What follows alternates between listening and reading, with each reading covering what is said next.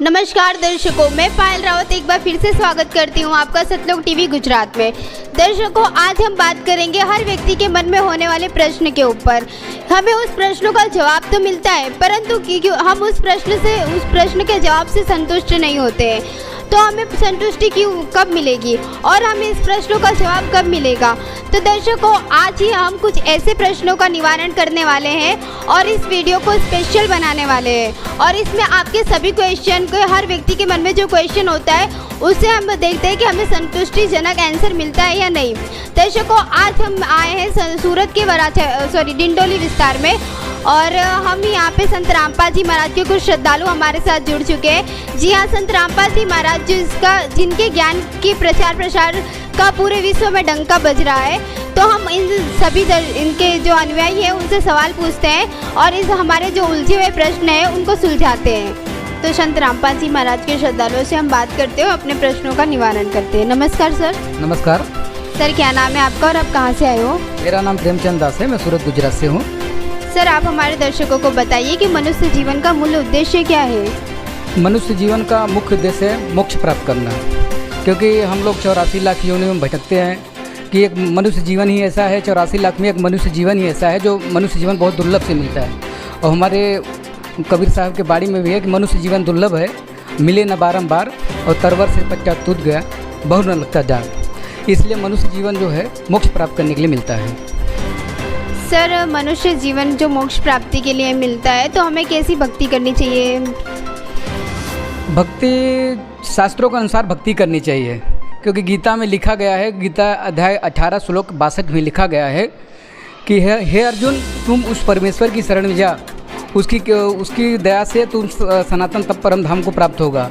और उसका पहचान ये बताया है गीता ज्ञानदाता, गीता अध्याय 4 श्लोक 34 में ये बताया है कि वो तत्वदर्शी संत होगा, उनसे नाम दीक्षा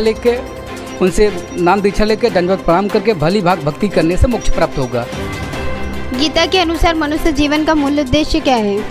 गीता के अनुसार मनुष्य जीवन की यही भक्ति करके मोक्ष प्राप्त होगा, क्योंकि बार बार जीवन जो है मिलता रहेगा 84 लाख में मिलता रहेगा। और गीता जो ऐसा है, गीता से ही भक्ति मिलती है। हमारे गुरु जी जो जगत गुरु तत्वदर्शी संत रामपाल जी महाराज है, वो गीता और वेदों से ही ज्ञान बताते हैं, और जो मोक्ष का मार्ग है हमारे गुरु जी ही बता रहे हैं। धन्यवाद। सत्साहेब। एक दूसरे भी भाई हमारे साथ जुड़े हैं, उनसे भी हम बातचीत करेंगे। नमस्कार सर। सत्साहेब जी। सर, आप हमारे दर्शकों को बताइए कि जो हम हठ योग करते हैं, साधना करते हैं, व्रत उपवास करते हैं, तो क्या उससे हमें मोक्ष मिल सकता है? जी नहीं, बिल्कुल नहीं, क्योंकि जो भी हम हठ योग करते हैं, मन ग्रंथ साधना करते हैं, इसका जिक्र किसी हमारे वेद में नहीं है। 4 वेद हैं जो कि प्रमाणित ज्ञान माना जाता है अध्यात्म मार्ग में, और चारों वेद में कहीं भी इसका प्रमाण नहीं है कि हठ योग करने से मोक्ष की प्राप्ति होती है। इसलिए ये मन ग्रंथ है और इससे कभी मोक्ष की प्राप्ति नहीं हो सकती है।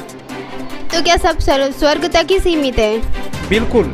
देखिए, ये हठ योग करने से आप देखेंगे इतिहास उठाकर, बड़े बड़े ऋषि महर्षि हुए इस धरती पर, इस दुनिया में, उन्होंने हठ योग करने में अपने पूरे शरीर को गला दिया। पेड़ के नीचे सोते थे, जो मिलता वो खाते थे, और सिर्फ आंख बंद करके एक पैर पर खड़े होकर 24 घंटे 48 घंटे तक मंत्र चिल्ला कर बोलते थे। ये सब हठ योग है। और इससे 2 चीज़ें मिलती है इस कलयुग में, या तो सिद्धि मिल जाती है या स्वर्ग मिलती है। पहले सिद्धि आ जाती है तो कुछ ऋषि महर्षि लोग उसी सिद्धि के दम पर जादू दिखाना शुरू करते हैं और उससे कमाई का साधन बना लेते हैं, ठीक है। और कुछ लोग उससे आगे बढ़ जाते हैं, वो हठ योग करके स्वर्ग की प्राप्ति करते हैं और स्वर्ग में जाते हैं और फिर स्वर्ग से वापस इस धरती पर आ जाते हैं। यही होता है। स्वर्ग में जाने के बाद क्या मनुष्य पृथ्वी पे भी आते हैं? 100%, क्योंकि ये कभी भी मुक्ति धाम का मार्ग नहीं है हठ योग। हठ योग तो स्वर्ग तक सीमित है, और आज तक यही भ्रम फैलाया गया था। ये दास जो आपसे बोल रहा है, इसे भी यही पता था आज तक कि स्वर्ग में गया हुआ इंसान, ये आत्मा वापस नहीं आती है। लेकिन हमारे वेदों में प्रमाण है, गीता जी में प्रमाण है कि स्वर्ग ही नहीं, महास्वर्ग, उससे ऊपर भी एक स्वर्ग है जिसे महास्वर्ग कहते हैं। वहाँ पर गया हुआ इंसान, आत्मा भी वापस इस धरती पर 84 लाख योनियों में भटकने के लिए आती है। यहाँ तक ब्रह्मलोक में गई हुई आत्मा भी वापस आती है और 84 लाख योनियों में भटकती है, दुख पाती है, तो वहाँ स्वर्ग में गई हुई आत्मा को फिर वापस आना पड़ता है इस तरह। तो इस मतलब पृथ्वी के जो जन्म मृत्यु का चक्र ये कैसे समाप्त हो सकता है? बहुत अच्छा क्वेश्चन है। गीता में कृष्ण जी अर्जुन को समझा रहे हैं कि तेरा और मेरा इस धरती पर कई बार जन्म हो चुका है, तू नहीं जानता मैं जानता हूँ। हे अर्जुन, इस काल के लोक से, इस 84 लाख के बंधन से अगर मुक्त होना है, शाश्वत स्थान यानी शाश्वत धाम को जाना है, जिसे हम मोक्ष कहते हैं या मुक्ति धाम कहते हैं, वहाँ तक जाना है, तो तू किसी तत्वदर्शी संत की शरण में जा, उसे दंडवत प्रणाम कर और वो तुझे सच्ची भक्ति का मार्ग बताएगा, मूल मंत्र देगा, जिसकी साधना करने से, जिसकी जाप करने से इस 84 लाख के चक्कर से तुम बाहर निकलकर और उस मोक्ष धाम को जा सकते हो, जहाँ पर गया हुआ इंसान, गई हुई आत्मा फिर इस धरती पर लौटकर कभी नहीं आती है, वो है मोक्ष धाम। आपका कहने का मतलब ये है कि हमें पूर्ण संत की पहचान करनी चाहिए। तो इस धरती पर पूर्ण संत है कौन? बिल्कुल, देखिए इसे तो संत बहुत हैं, आप देखेंगे तो लाखों संत हैं पूरे धरती पर, छोटे बड़े, लेकिन पूर्ण संत वो है जो यहाँ से मुक्ति का सच्चा मार्ग बताए।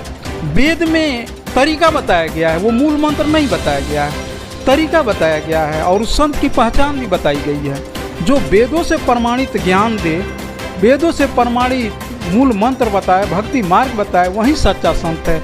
और आज के समय में अगर सच्चे संत की बात करें तो पूरे धरती पर, इस पूरे लोक में मात्र एक संत हैं जो कि वेदों को खोल खोल कर, सभी पुराणों को खोल खोल कर, उसमें श्लोक नंबर, अध्याय नंबर, मंत्र पढ़कर संस्कृत का अनुवाद करके भक्ति मार्ग बतलाते हैं, और उनका नाम है जगत गुरु संत रामपाल जी महाराज।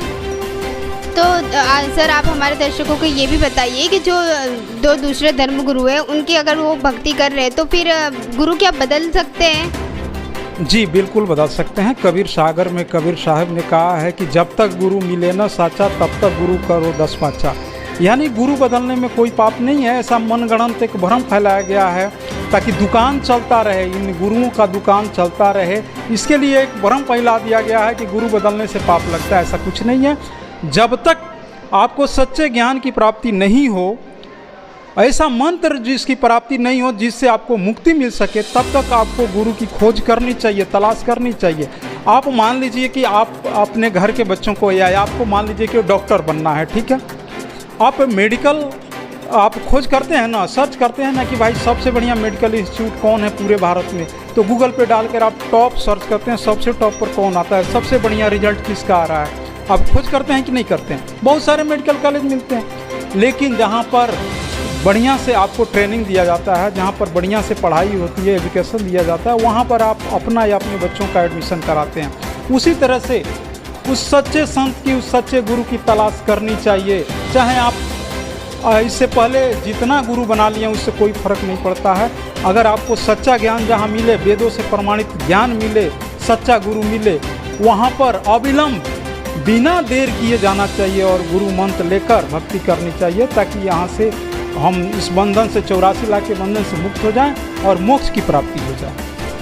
सर, आप हमारे दर्शकों को ये भी बताइए कि जो संत रामपाल जी महाराज जी और जो दूसरे धर्म गुरु हैं, उनमें डिफरेंट क्या है? बिल्कुल जी, मैं ये बताना चाहता हूँ, ये दास बताना चाहता है कि डिफरेंस है। दूसरे जो गुरु मंत्र देते हैं, जो नाम दीक्षा देते हैं जाप करने के लिए, साधना करने के लिए, उसका प्रमाण कहीं वेदों में नहीं है। वो अपने मनगढ़ंत यानी परंपरा से जो चली आ रही है वही भक्ति बता रहे हैं। कोई कहता है कृष्ण की भक्ति करो, जबकि कृष्ण खुद अर्जुन को कह रहे हैं कि मेरी भक्ति करने से तुझे मुक्ति नहीं मिलेगी, शाश्वत धाम की प्राप्ति नहीं होगी। तो ये संत लोग तो उसको कह रहे हैं उसकी भक्ति करने के लिए, कृष्ण जी की भक्ति करने के लिए कह रहे हैं। और कृष्ण खुद कह रहे हैं कि मेरी भक्ति अर्जुन मत करो, जो मेरी भक्ति करेगा वो मुझको प्राप्त करेगा, जो पितरों की भक्ति करेगा, देवताओं की भक्ति करेगा, वो देवलोक को प्राप्त करेगा। और देवलोक में गए हुए प्राणी भी पुनरावृत्ति में है, यानी वापस आएंगे, जन्म होगा, मृत्यु होगी, यहीं फंस के रह जाएंगे। इसलिए वैसे संत की तलाश करके और भक्ति करनी चाहिए, इसमें कोई दिक्कत नहीं है। ठीक है सर, धन्यवाद। सत्साई। सर आप हमारे दर्शकों को बताइए कि परमात्मा साकार है या निराकार है।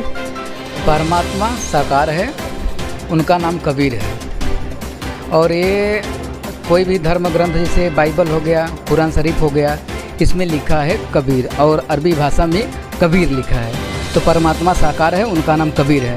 क्योंकि परमात्मा का यही उद्देश्य है कि आज तक जितने भी संत महंत हैं, कबीर भगवान ही एक ऐसे हैं जो धरती पे सहसरी जाते हैं और सहसरी जाते हैं, और उनका नाम कबीर है। एक कबीर सागर में लिखा हुआ है। धन्यवाद।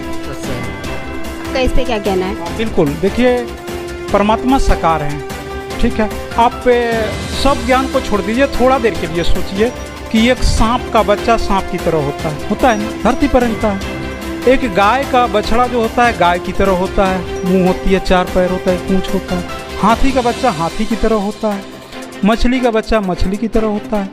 जब वेदों में ये बात कहा गया है कि हम परमात्मा के बच्चे हैं, तो हम परमात्मा की तरह होंगे ना। तो इसका मतलब हमारे तरह ही परमात्मा है, साकार है, उसके 2 पैर है, 2 हाथ है। और निराकार कैसे बन गया? देखिए ये मनगढ़ंत बातें हैं। परमात्मा को नर आकार कहा गया, लेकिन लोग नर आकार को निराकार बना दिए। नर आकार का मतलब हुआ कि पुरुष के रूप में परमात्मा है, नर मिस होता है पुरुष, आकार मिस आकार, वो आकृति। तो परमात्मा नर आकार है, निराकार नहीं है, नर आकार है। और उस नर आकार को लोग भरमवश निराकार कहने लगे, इसीलिए एक परंपरा बन गई है, परमात्मा निराकार है, निराकार है। कहाँ से निराकार है परमात्मा? जब परमात्मा निराकार रहता तो हम भी निराकार रहते। हम परमात्मा के बच्चे हैं, हम साकार हैं तो परमात्मा भी साकार है, निश्चित रूप से। सर हमारा दूसरा क्वेश्चन है कि भक्ति जो हम कर रहे हैं, हमारे पूर्वज जो करते आ रहे हैं, वो भक्ति से हमें लाभ क्यों नहीं मिलते हैं? देखिए सबसे बड़ी बात है कि आपके घर के ऊपर एक टंकी लगी हुई है, ठीक है। मान लीजिए घर के ऊपर पानी की टंकी रहती है, आप नल खोलते हैं, पानी निकलता है, ठीक है। तो आप क्या समझते हैं कि भाई नल के वजह से पानी आ रहा है, अगर ये नल नहीं रहेगा तो पानी नहीं आएगा। लेकिन कुछ दिन के बाद टंकी का पानी जब ख़त्म हो जाए, मोटर चालू न करें, टंकी का पानी ख़त्म हो जाए, और तब आप जाएं उस नल के नीचे बर्तन रख के चालू करें, तो पानी आपको मिलेगा? नहीं मिलेगा। तो मेन क्या है? वो मोटर है, जो मोटर पानी देता है, ऊपर टंकी तक पहुंचाता है, तब हमें पानी प्राप्त होता है। तो ये पूरी दुनिया के लोग उसी भ्रम में जी रहे हैं कि भाई पानी तो नल से आ रहा है, हे नल देवता पानी देते रहना, उसी की पूजा पाठ में लगे हुए हैं, पानी वहाँ से आ रहा है। ये कोई नहीं सोच पता है कि भाई मेन तो मोटर है जो नीचे छुपा हुआ लगा है, उसका कनेक्शन बिजली से करेंगे, उसको ऑन करेंगे तो वो पानी धरती से निकालेगा, टंकी में पहुंचाएगा, फिर टंकी से पानी हमारे पास आएगा, तो हमें पानी की प्राप्ति होगी। तो भ्रम में लोग जी रहे हैं और इन देवी देवताओं की पूजा कर रहे हैं, ठीक है, भ्रमवश। और इनको लगता है कि भाई इन्हीं देवी देवताओं से हमें लाभ होगा। भाई जब तक तो टंकी में पानी है तब तक तो मिला, उसी तरह आप तक आपके पास जब तक आपके पुण्य कर्म रहते हैं तब तक आपको लाभ मिलता है। तो आप सोचते हैं कि इन देवी देवताओं की पूजा करने से लाभ मिल रहा है, लेकिन जिस दिन आपकी वो कमाई खत्म हो जाती है, पुण्य कर्म खत्म हो जाते हैं, उस दिन आप उसी देवी देवता के सामने सिर पटकते हैं, कोई लाभ नहीं मिलता है, ठीक है। तो इसलिए ज़रूरी है कि उस मोटर का कनेक्शन उस बिजली से कीजिए और मोटर को ऑन कीजिए। कहने का मतलब है कि आप उस सच्चे संत के पास तलाश कीजिए और जाइए और उनसे कनेक्शन लीजिए, यानी गुरु मंत्र लीजिए, नाम दीक्षा लीजिए और तब उसकी साधना कीजिए। फिर आपकी जो पुण्य कर्म समाप्त हो चुके हैं वो पुण्य कर्म बढ़ेंगे, पाप कर्म का नाश होगा, फिर आपको जल की प्राप्ति होगी, यानी लाभ की प्राप्ति होगी। सर आपका क्या कहना है? हमारा ये कहना है कि जो आज के संसार में जो भी गुरु हैं, पहले जो भक्ति बताते थे ना, वो मनमुखी भक्ति बताते थे। क्योंकि गीता अध्याय 16 श्लोक 23 में लिखा है, जो शास्त्र विधि को त्याग कर मनमाना आचरण रहता है ना, उसका मुक्ति कभी नहीं होता। और गीता और ये जो धर्म गुरु हैं, ये भूत पूजवाते थे, पितर पूजवाते थे। गीता अध्याय नंबर 9 श्लोक नंबर 25 में लिखा है, जो भूत पूजेंगे भूतों में जाएंगे, जो पितर पूजेंगे पितरों में जाएंगे, और जो देवताओं को पूजते हैं देवताओं में जाएंगे। ऐसा कोई मतलब कि ये नहीं बताया कि शास्त्र के अनुसार भक्ति नहीं बताए। और हमारे जो जगत गुरु तत्वदर्शी संत रामपाल जी महाराज हैं, वो शास्त्रों के अनुसार भक्ति बताते हैं। और वो बोलते हैं कि, और लोग ये जो नकली धर्म गुरु हैं वो बोलते हैं कि जो पाप कर्म किए उसको भोगना ही पड़ेगा। पर हमारे जगत गुरु तत्वदर्शी संत रामपाल जी महाराज जी बताते हैं कि आप नाम दीक्षा लेकर भक्ति करने से पाप कर्म कट जाएगा। क्योंकि इसका वो यजुर्वेद अध्याय 8 मंत्र नंबर 13 में लिखा है कि परमात्मा घोर से घोर पाप का नाश करके 100 वर्ष की आयु बढ़ा देगा भक्ति करने से, शास्त्र के अनुसार भक्ति करने से। और आज के समय में हमारे जगत गुरु तत्वदर्शी संत रामपाल जी महाराज हैं जो शास्त्रों के अनुसार भक्ति देते हैं। तो दर्शकों, आपने देखा कि जो संत रामपाल जी महाराज जी के शिष्य हैं, उन्होंने सारे ग्रंथों को, सारे शास्त्रों को प्रमाण कर करके हमारे जो क्वेश्चन थे उसके बहुत ही संतुष्टिजनक आंसर दिए हैं। तो दर्शकों, हम गुरु बदल सकते हैं, उससे हमें कोई पाप नहीं मिलता है। शास्त्रों के अनुसार हमें किस परमात्मा की भक्ति करनी चाहिए और जिसे हम विधि का विधान करके टाल देते थे, वो जो प्रश्न है वो सारे हमें ऐसे संतुष्टिजनक मिले हैं कि परमात्मा सच में है, हम स्वर्ग तक नहीं सीमित है। हम परमात्मा साकार रूप में है, स्वर्ग तक नहीं सीमित है। हम स्वर्ग जाके हमें जन्म मृत्यु के चक्कर में नहीं आएंगे जब हम पूर्ण संत की भक्ति करेंगे, पूर्ण संत के बताए हुए मार्ग पे चलेंगे। इनका ये कहना है। तो दर्शकों, कुछ ऐसी ही जानकारी के लिए जुड़े रहिए हमारे सतलोक टीवी गुजरात में। धन्यवाद। सतलोक टीवी गुजरात फेसबुक पेज को लाइक और फॉलो करना न भूलें। अधिक जानकारी के लिए आज ही डाउनलोड कीजिए संत रामपाल जी महाराज एंड्रॉइड ऐप।